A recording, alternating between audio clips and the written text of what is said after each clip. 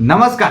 आतापर्यंत मराठी सिनेसृष्टीने आपल्याला भरपूर सुपर डुपर हिट चित्रपट दिले.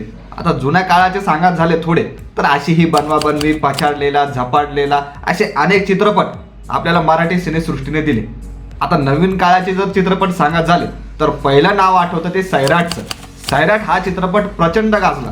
म्हणजे त्याची गाणे म्हणा, त्यातील ॲक्टिंग म्हणा, त्याची कथा म्हणा, संपूर्ण गोष्टी जबरदस्त. आणि तसं पाहिलं तर करोडोमध्ये या चित्रपटानं कमाई केली. आणि या चित्रपटातील कलाकार, आता आकाश असू द्या किंवा रिंकू राजगुरू, यांच्याकडून भरपूर अपेक्षा होत्या. परंतु त्यानंतर जर आपण पाहिलं तर भरपूर गोष्टी घडल्या. त्यावर माहिती घेऊया. रिंकू राजगुरू त्यानंतर काय काय कामं केली आणि कसं काय थोड्याशा अपेक्षा भंग झाल्या, याकडे सुद्धा लक्ष देऊया. नमस्कार, स्वागत आहे तुमचं आपल्या मराठी चॅनलवर. चला सुरू करूया.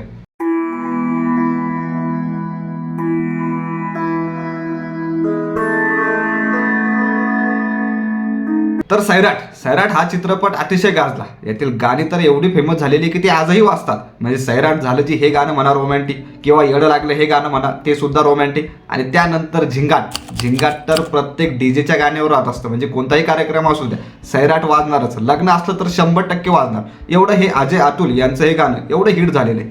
आता सैराटमधील जे कलाकार होते, समजा आकाश असू द्या किंवा रिंकू असू द्या, त्यांच्याकडून भरपूर अपेक्षा होत्या. कारण हा चित्रपट करोडमध्ये कमाई केली होती. आणि त्यानंतर काही प्रमाणात नक्कीच अपेक्षा भंग झालेल्या आपल्याला दिसल्या. आता आपण बोलूया रिंकू राजगुरू हिच्याबद्दल.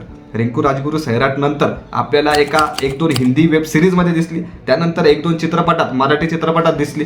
परंतु जेवढं काम झालं पाहिजे होतं त्या अपेक्षेवर खरी उतरलेली सध्या तरी दिसत नाहीये.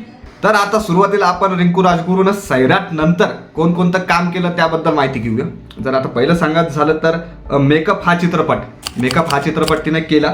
यामध्ये सुद्धा आपल्याला रोमॅन्टिक चित्रपट होता हा. आणि यामध्ये सुद्धा आपल्याला रिंकू ही मुख्य भूमिकेत दिसली. त्यानंतर जर बघायचं झालं तर 200 हल्ला या वेब सिरीजमध्ये आपल्याला रिंकू दिसली.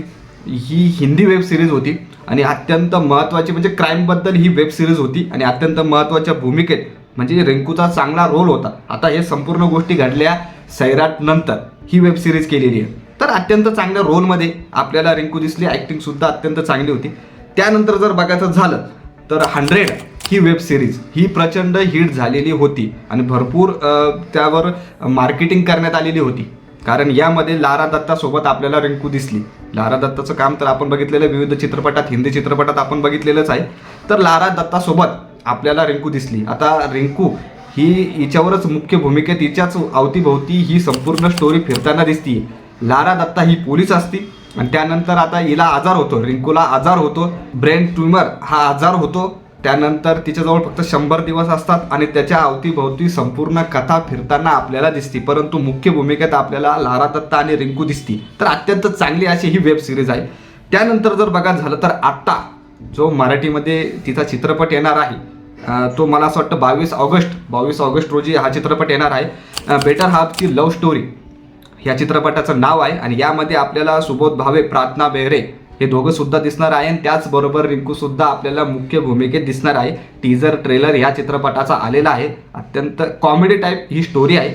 तर त्याच्यामध्ये सुद्धा मुख्य भूमिकेत आपल्याला दिसणार आहे. आता रिंकू एवढं काम केलेलं आहे, परंतु सैराट नंतर भरपूर अपेक्षा होत्या. भरपूर चित्रपटात आपल्याला रिंकू दिसली पाहिजे होती. तर नक्कीच कुठे ना कुठे अपेक्षा भंग झालेल्या सध्या तरी आपल्याला दिसत आहे. कारण भरपूर चित्रपटामध्ये आपल्याला रिंकू सैराट नंतर दिसली पाहिजे होती. आता तिने स्वतः चित्रपट नाकारले का? कारण सैराट हा वेगवेगळ्या भाषेमध्ये सुद्धा बनलेला आहे. तर तिने स्वतः चित्रपट नाकारले मराठीमधले की काही दुसरं कारण आहे? परंतु जो हाईप वाढला होता त्याप्रमाणे तेवढ्या अपेक्षा भंग झालेल्या नक्कीच आपल्याला दिसत आहे. आतापर्यंत भरपूर चित्रपट येऊन गेले पाहिजे होते. कारण भरपूर असे सुद्धा हिरो हिरोईन आहेत की त्यांचे चित्रपट फ्लॉप झाले, परंतु त्यांचे भरपूर चित्रपट येऊन गेले. परंतु रिंकूचा पहिला चित्रपट एवढा हिट, करोडमध्ये कमाई, आणि त्यानंतर फार कमी मराठी चित्रपट केले. वेब सिरीजमध्ये तर नाहीच आहे आणि हिंदी वेब सिरीजमध्ये आपल्याला दिसली. तर नक्कीच कुठेतरी अपेक्षा भंग झालेल्या दिसतात. आता नक्कीच रिंकू आपल्याला आगामी चित्रपट जो आहे बेटर हाफची लव्ह स्टोरी या चित्रपटात दिसणार आहे, मुख्य भूमिकेत आहे. आता हा चित्रपट कसा चालतो, गाजतो का, हे पाहणं सुद्धा तेवढंच महत्त्वाचं ठरणार आहे. आणि तुम्हाला याबद्दल काय वाटतं? खरंच रिंकूचं जी हाईप झाली पाहिजे होती, जी प्रसिद्धी झाली पाहिजे होती, ती कुठेतरी सैराट नंतर कमी झालेली दिसतीये. याबद्दल तुम्हाला काय वाटतं नक्की कमेंट करून सांगा. बाकी व्हिडिओ आणि माहिती आवडली असेल तर लाईक करा, शेअर करा आणि नेहमीप्रमाणे नवीन असाल, पहिल्यांदा व्हिडिओ बघताय तर सबस्क्राईब नक्की करा. धन्यवाद.